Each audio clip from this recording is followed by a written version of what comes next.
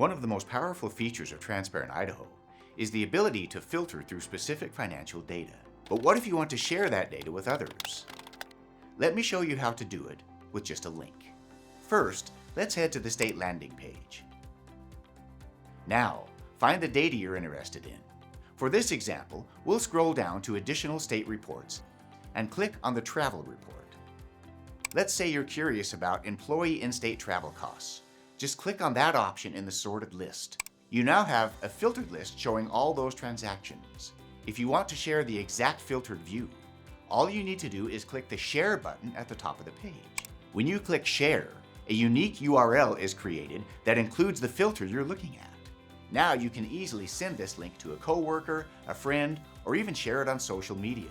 It's that simple. Transparent Idaho makes sharing data seamless and efficient.